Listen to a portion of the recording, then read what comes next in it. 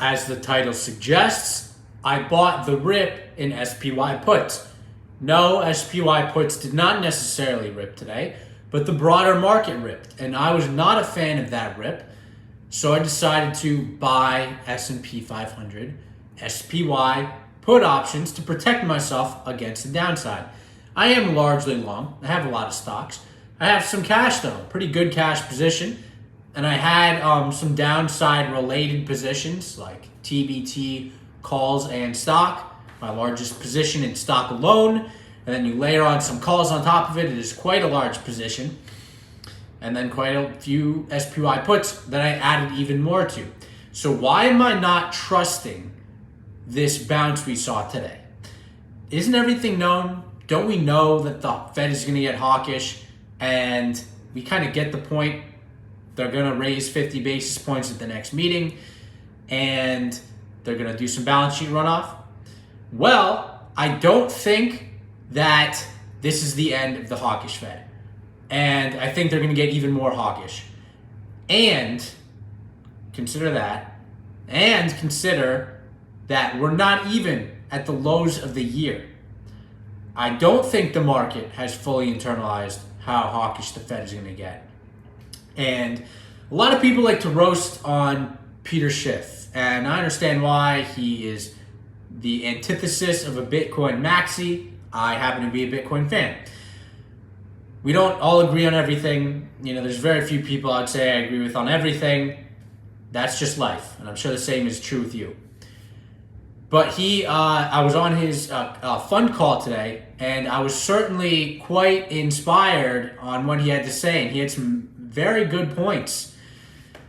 One, that yes, everyone's expecting the Fed is going to do some 50 basis point hikes, but that's not enough. They can't be content with getting to the neutral rate. They can't be content with 2.5% or 3%. We had situations like this in the 70s where inflation was close to these levels, but still not this extreme and not picking up like it is right now, apparently. And they weren't even close to the neutral rate. So the Fed is talking about just getting to the neutral rate. But you get to the neutral rate when you have neutral inflation. We don't have neutral inflation. We have very, very hot and continuing to increase inflation. So the Fed, they've said they're going to go to the neutral rate. They're likely going to have to go beyond the neutral rate. And if we've seen anything, we don't need to wait for the market. We don't need to wait for that to occur for the market to react. We should expect that the market is going to react in anticipation of that. The market always does. It doesn't react to the declaration of a recession. It reacts to the expectation of a recession, and the market spills. And I don't even think we need a recession for this to play out. A recession is not even my biggest concern. I don't even think if we get a recession, it's that big of a deal. We have such low unemployment that we can healthily, I think, manage through a recession. Sure, it's going to occur. Sure, it's going to have negative effects. But I don't think it's the real negative effects that we're worried about.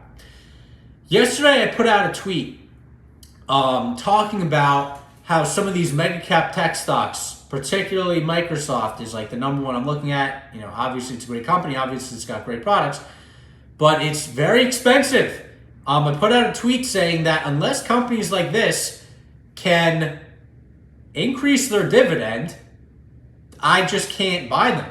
And they would have to decrease their dividend significantly, and I have no intention of doing that. I would rather lend them money at 5%, 6%, 7%, and that's going to keep increasing, maybe even 7, 8, 9%, because we have to go beyond the neutral rate. We can't go to the neutral rate. The neutral rate is not going to solve our inflation problems. Okay? And we haven't even talked about the fall to some extent. We'll see how long it is. It's very uncertain, unpredictable. But the occurring fall of globalization, the neutral rate, we can't be at the neutral rate. We have to go beyond the neutral rate. So I would rather lend money to Microsoft at, let's call it 5, 6, 7%, then own Microsoft at a very expensive price. I expect very little price appreciation from Microsoft in terms of stock. And this is possibly the most owned stock, if not, I guess the second most owned stock. Maybe the most institutionally owned stock. I would assume retail maybe owns Apple a little bit more than it owns Microsoft.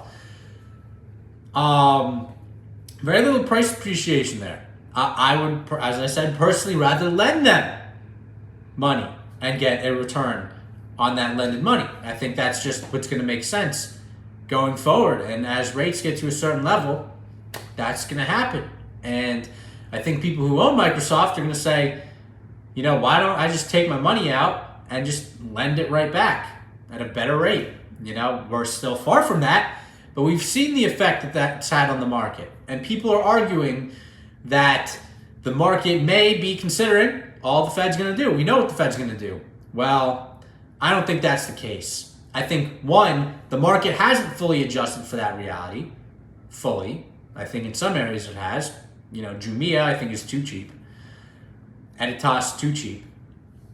But I think more is yet to come. So, we'll see what happens. We're not even at the lows of the year. We got the lows of the year, you know, kind of possibly predicting 50 basis point hike. We got 25 basis points at all of them. Had a very strong rally, almost to new all-time highs. Didn't make a whole lot of sense to me because all-time highs were too expensive. Even with rates at zero, they were too expensive. So now you're getting rates going up. And all of a sudden, these stocks with these, you know, really low dividends have to compete with bonds that are returning more money. So it's a very interesting market dynamic. I am buying the puts on a rip like this. I think it probably had a little bit to do with short covering. That's always something to consider. I don't know, I'm not a technical analyst like that, but I added to my SPY put options. And I think that's a reasonable decision. I expect further downside from here, unfortunately, because I am long. You know, I am net long, but I have quite a lot of options now on the downside. Not anything crazy when I'm talking about that, but I've got my largest position is TBT in just stock alone. It's above my typically largest type of position, which is 5% and change. It's a 7% position and change.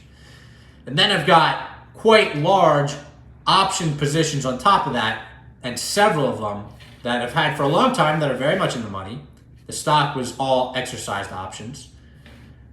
And then I've got SPY puts, which I'm adding to today. Again, a little over, you know, about 1.5% additional allocation today went to SPY puts, which is not, you know, a small amount. So I'm bearish. For now, not crazy bearish, okay? But I think the market is expensive. I also think inflation does give an ultimate floor, so I'm not expecting a 20-30% drawdown. But I think 5 to 10% is not going to be crazy.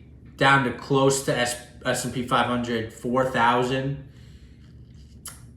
It can get there. I think it can get there. Can it get lower than that? I think 3,000 is a little crazy to think about. But I think 4,000, 4,100, 4,200. 4,200, I say that's nothing. I think we'll be okay there. We'll start to consider buys there. We'll take some of the downside protection off the table and, you know, start to buy. But those are the levels that I think are more appropriate. And we've been there, and we're not there. We're at 4,500, not too far off from an all-time high. I say let's see what happens. Let's let things happen. I'm playing the defense right now, and let's just see what happens. So that's today's video. Until next time, peace out.